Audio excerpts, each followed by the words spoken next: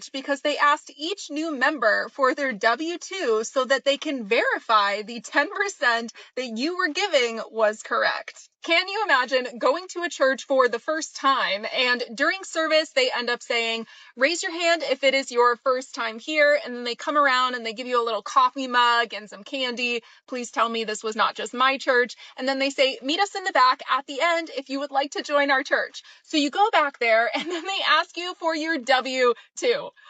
That's crazy. Now, growing up in the church, I did know that you were supposed to tithe 10%, but I can't say that I ever did.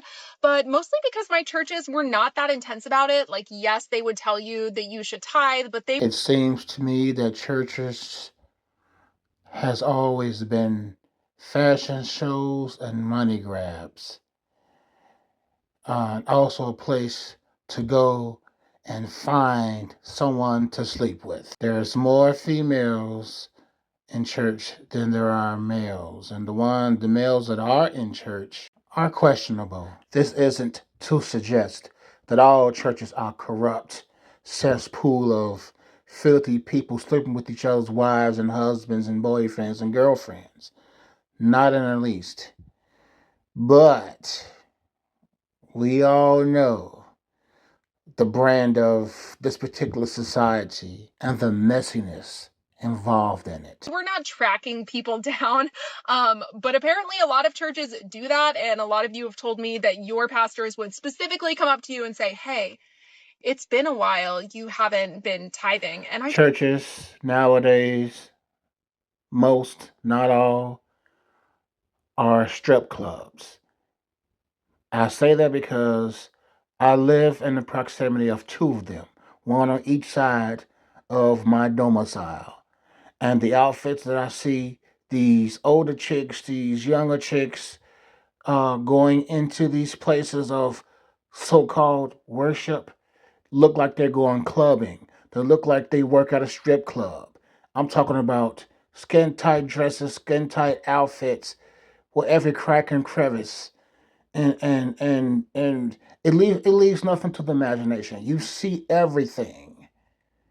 And I'm pretty sure if you're close enough, you'll smell everything. It's like wow.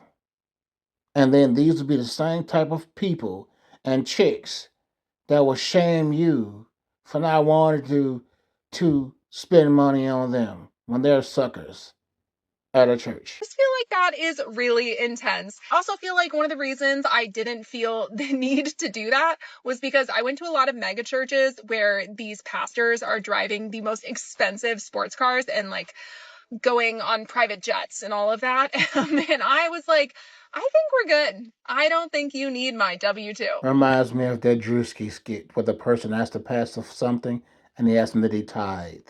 And then he drove off.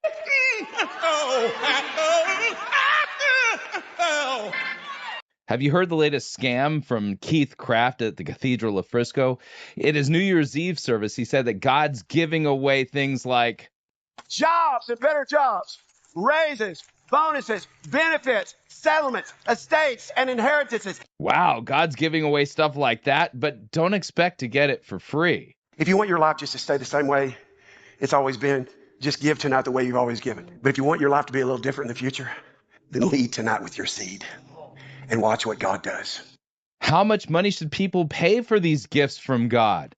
$5, $10, $20 seed, $100 seed, $50 seed, $1,000 seed, $10,000 seed, $100,000 seed. He's lost his mind. $100,000.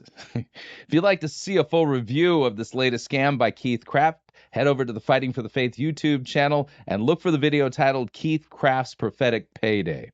Ain't nobody got time for that. That needs to appear today.